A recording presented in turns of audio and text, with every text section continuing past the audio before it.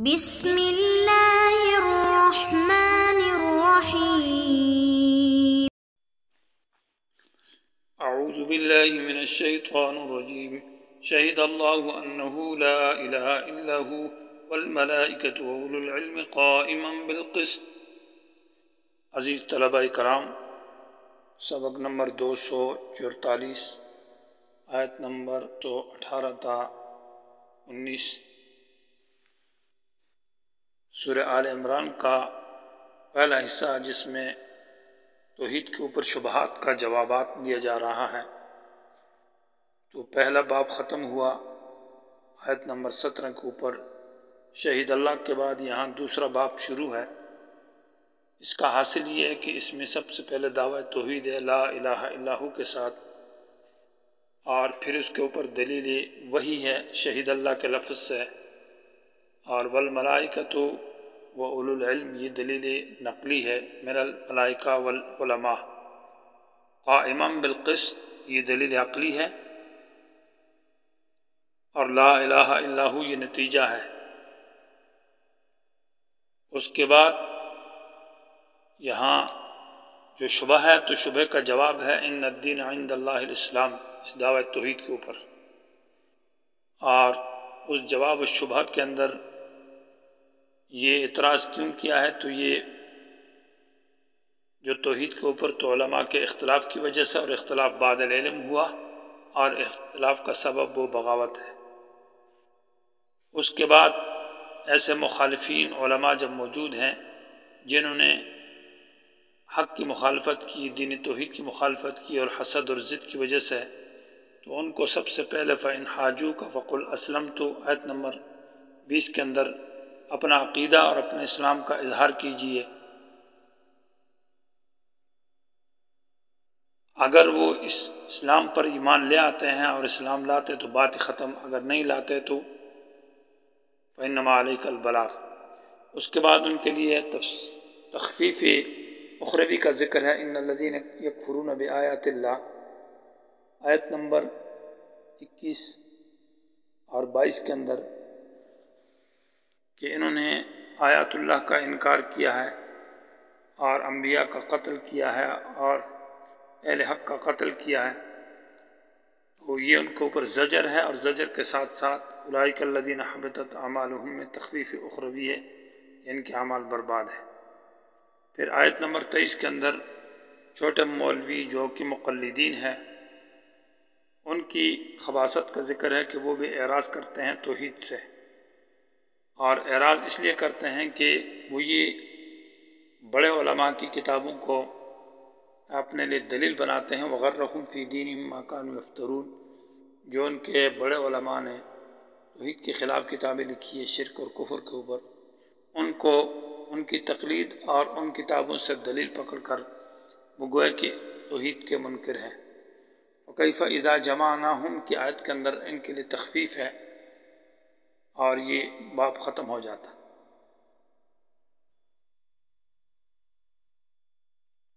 شہید اللہ، شہیدہ بمانا قال کہ ہے یا بینہ کہ ہے یا قضا کہ ہے۔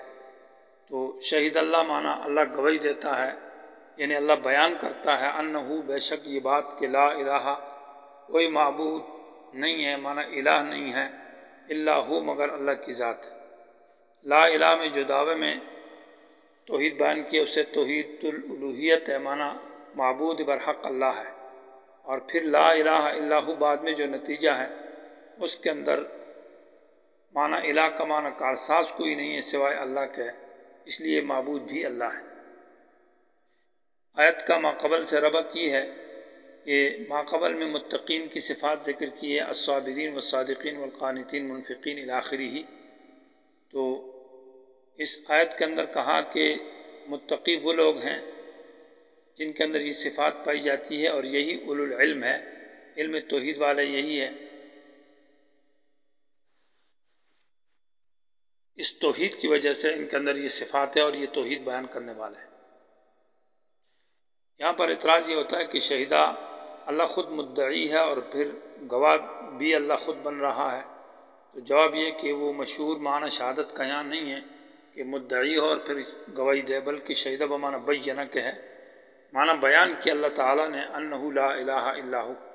اور یہ بیان اللہ نے کہاں کیا ہے؟ تو اپنی آسمانی کتابوں کے اندر بیان کیا ہے کہ اللہ کے علاوہ کوئی اور معبود نہیں ہے۔ قرآن میں بھی ہے اور کتب سابقہ تورات انجیل تمام انبیاء کے اوپر یہ بات اللہ نے واضح کی ہے۔ سورہ بنی اسرائیل میں قضا کے ساتھ ذکر کیا وَقَضَىٰ رَبُّكَ أَلَّا تَعْبُدُوا إِلَّا إِيَّاهُ کہ تیرے رب نے فیصلہ کیا ہے کہ میرے سوا کوئی اور معبود برحق نہیں ہے۔ وَالْمَلَائِكَةُ اور فرشتوں نے بھی یہ بیان کیا ہے، گواہی دی ہے، اور فرشتوں کی گواہی سورہ صافات میں ہے کہ صافات جو فرشتے صافات ہے، تالیات ہے اور زاجرات ہے، اس بات کی گواہی دیتے ہیں کہ ان الہکم لواحد۔ وَأُولُو العلم سے مراد انبیاء، صحابہ کرام اور مومنین امت کے جو علماء ہیں ان کی بھی گواہی ہے۔ علم سے مراد علم توحید والے خاص علم مراد ہے۔ قائماً یہ حال بنتا ہے لفظ اللہ سے، اور چونکہ لفظ اللہ معطوف علیہ اور والملائکہ و اولو العلم اس کے اوپر عطف ہے تو گویا کہ بذریعہ عطف ان ہر ایک سے حال بن رہا ہے۔ تو قائماً اللہ، قائماً کا معنی مضبوط، پکے ہیں، یعنی اللہ بھی اور فرشتے بھی اور اولو العلم ہر ایک پکا ہے بالقسط، انصاف کے اوپر قائم ہے، مضبوط ہے انصاف کے اوپر۔ اور انصاف کیا ہے کہ توحید، اللہ تعالیٰ نے بھی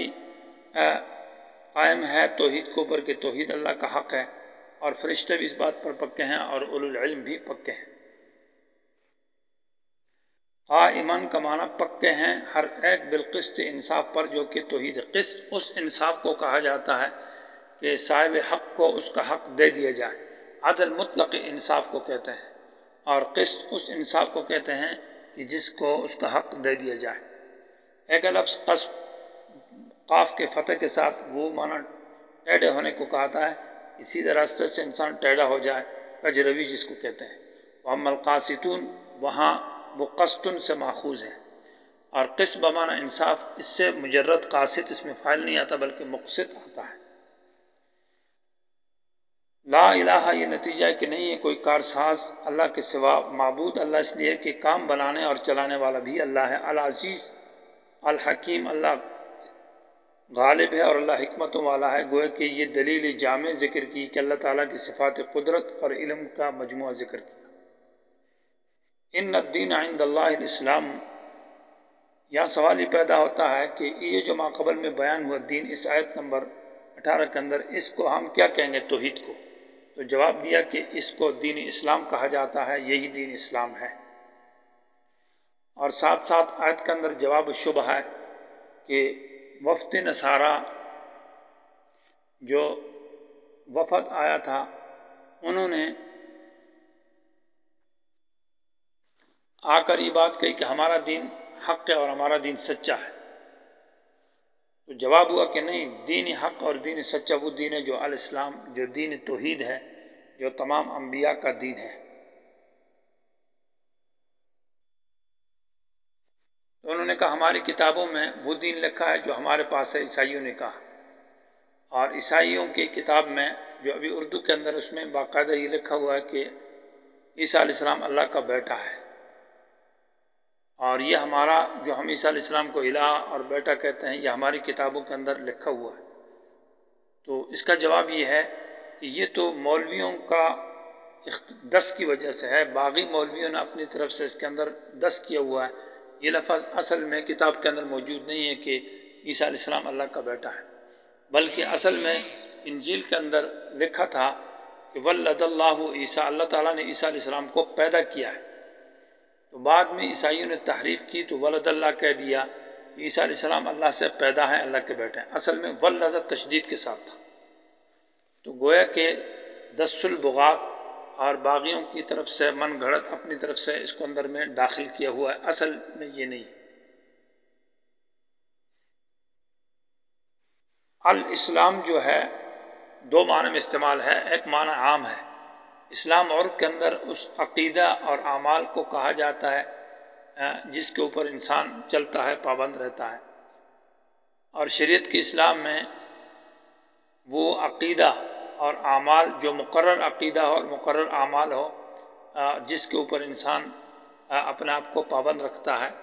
اور جو کتابوں کے اندر توحید اور عقائد موجود ہے۔ تو اسلام بمعنی عام کے عقیدہ توحید اور انبیاء کا طریقہ، یہ عام معنی میں، اور یہی اسلام جو عقیدہ توحید ہے اور انبیاء کا جو طریقہ کار ہے، یہ حضرت آدم علیہ السلام کا بھی تھا، اور حضرت آدم سے لے کر حضرت ابراہیم آخری حضرت عیسیٰ اور ہمارے نبی تک تمام انبیاء کا یہی دین رہا ہے۔ اور ایک اسلام بمعنی خاص کے ہے کہ آخری نبی کا جو دین ہے اور دین توحید اور اس کے اعمال، یہ مراد ہے۔ یہاں معنی عام کے اعتبار سے مراد ہے کہ عقیدہ توحید اور انبیاء کا جو طریقہ کار ہے وہ سب کے ہاں ایک ہے۔ تو ان الدین، چونکہ یہاں پر اسم بھی معرفہ اور خبر بھی معرفہ ہے، تو دونوں معرفہ تو حصر کا ترجمہ ہے، اور عند اللہ جو ہے یہاں قبولیت کے لیے معنی ان الدین، دین توحید، ایسا دین توحید جو کہ مقبول ہے اللہ تعالیٰ کے ہاں، وہ الاسلام، وہ صرف ہی دین اسلام ہے، اس کے علاوہ اور کوئی دین مقبول نہیں ہے۔ ہاں، سوال کا جواب دے دیا کہ ہمارا دین جو ہے وہ کیا مقبول نہیں ہے، تو وہ ہمارا دین میں جس میں عیسیٰ اللہ کا بیٹا ہے اور یہ وغیرہ جو انہوں نے سوالات کیے، تو جواب یہ ہے کہ یہ آپ کے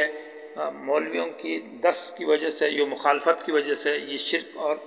اس کے اندر بدعت کو درس کیا ہوا، رائج کیا ہوا ہے۔ وَمَخْتَلَفَ الَّذِينَ، اور اختلاف نہیں کیا اوت الکتاب، ان علماء نے جن کو کتاب دی گئی، الا من بعد ما جاءہم العلم، بعد اس کے کہ ان کے پاس علم سے مراد علم توحید آ گیا۔ تو ایک تو اختلاف یہاں بمعنی مخالفت کا ہے، لیکن علماء کی جو آپس میں مخالفت کی، تو اس مخالفت سے عوام کے اندر اختلاف بن گیا اور گروپ بن گئے، تو اس لیے علماء عوام کے اندر اختلاف پیدا ہو گیا، اس لیے اختلافہ ذکر کیا ہے۔ یہ جو اختلاف ہوا تو یہ بعد العلم ہوا، اور بعد العلم کیوں ہوا؟ بغیاً، یہ حسد اور ضد کی وجہ سے، بینہم، جو ان کے درمیان میں رائج تھی اور چلتی تھی۔ اس کی تفصیل ماقبل آیت نمبر سورہ بقرہ آیت نمبر 213 کے اندر گزر چکی ہے۔ وَمَنْ يَكْفُرْ بِآيَاتِ اللَّهِ، جو اللہ تعالیٰ کی آیت کا انکار کرتا ہے، یعنی آیت توحید کا، فَإِنَّ اللَّهَ سَرِيعُ الْحِسَابِ، اللہ تعالیٰ اس کے جلد حساب لے گا، اس کو سزا دے گا۔ یہاں ایک بات سمجھنی ضروری ہے کہ کتابوں کے اندر جو دس ہوتا ہے، جیسے کہ نصارہ کی کتابوں میں اللہ عیسیٰ علیہ السلام کو اللہ کا بیٹا لکھا ہے، اور ولد اللہ کو ولد اللہ کر دیا، تو اسی طرح یہ اس امت کے اندر بھی ہے۔ تو اگر دین جو اللہ کے ہاں پسندیدہ دین ہے وہ الاسلام، دین اسلام کہ عقیدہ توحید اور سنت کے مطابق انسان زندگی گزارے، اگر کسی شخص کی کتاب میں، کسی عالم کی کتاب میں توحید اور سنت کے خلاف بات لکھی ہے، تو اور یہ دست جو ہے عام طور تفاسیر کے اندر بھی ہوتا ہے، حدیث کی شروحات کے اندر بھی ہے، فقہ کی کتابوں کے اندر بھی ہے، تو اس میں پہلی بات یہ ہے کہ جو اس کا تفصیلی جواب ہے کہ اس شخص کی تاریخ کو دیکھا جائے گا، اور اس شخص کی کتاب کو بھی دیکھا جائے گا کہ کتاب میں توحید و سنت کے موافق باتیں ہیں یا نہیں۔ اگر تاریخ بھی اس کی توحید و سنت پر گزری ہے اور اس کے لیے اس نے بڑے مجاہدے کیے ہیں، اور اس طرح اس کی کتاب میں بھی توحید و سنت کی باتیں ہیں، تو اس طرح کی اگر اس کی کتاب میں کوئی شرکیہ اور بدعت کی بات ہے تو یہ اس کی اپنی نہیں ہے، یہ گویا کہ کسی نے باہر سے دس کی ہوئی ہے، باغیم کی کتاب میں، دس البغات میں سے ہے۔ جیسے علامہ شامی رحمہ اللہ کی کتاب میں ہے کہ اردود علیہ، کسی کی کوئی چیز گم جائے تو اس نے کہا قبلے کی طرف 7 قدم لے جائے، اور پھر یہ کہے کہ اردود علیہ زوالتی فَإِن لَمْ تَرُدَّ عَلَيَّ زوالتی فقد اخرجتک من دیوان الاولیاء۔ میری ہمدان بابا یا کسی بزرگ کا نام لے کر کہا کہ اس کو کہا میری گمشدہ چیز کو واپس کرو، اگر آپ نے واپس نہیں کی تو میں آپ کو اولیاء کے دفتر سے نکال دوں۔ وہ تو یہ ایک مجنونی بات ہے، تو یہ 10 ہے۔ دوسری بات یہ ہے کہ اگر مصنف کا حال معلوم نہیں ہے کہ وہ کیسا شخص تھا، اور اس کی کتاب کو دیکھا جائے گا، کتاب کا بھی معلوم نہیں، اس میں اس نے توحید و سنت کی باتیں، تو اگر اس آدمی غلط آدمی ہوگا تو پھر یہ اس کا غلط عقیدہ ہے، تو ہم اس کے بارے میں پھر غلط لوگوں کی بات نہیں مان سکتے۔ اور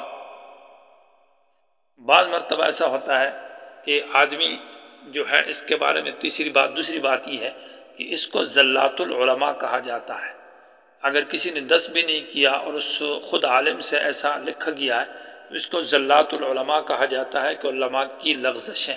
بسا اوقات انسان ہے، معصوم نہیں ہے، غلطی ہوتی ہے، اور زلت منا پسل جانا، یعنی ان سے غیر اختیاری طور پر یا کوئی ایسے بھول ہو کر یہ بات لکھی گئی ہے. تو زلات العلماء کی وجہ سے اس کے اندر نہ افراد چاہیے نہ تفرید چاہیے. افراد کا مطلب یہ ہے کہ اس سے بالکل دلیل پکڑنا اور اس سے اس شرک اور بدعت کو ثابت کرنا اور اس پر زور لگانا، یہ گویا کہ اس میں افراد ہوگا. اور تفرید یہ ہے کہ ان کو برا بلا کہنا، ان کو سب و شتم کرنا یا ان کو گالی دینا، کس نے ایسا آدمی اس نے یہ شرک اور کفر کی بات لکھی ہے. بلکہ اس میں مطلب یہ ہے کہ اس کو زلات العلماء کہنا چاہیے کہ ان کی لغزشیں ہیں اور ان سے اختلاف نہیں بنانا چاہیے اور اس کے پیچھے نہیں پڑنا چاہیے. یہ اس میں فیصلہ جو ہے گویا کہ انصاف والی بات ہوگی.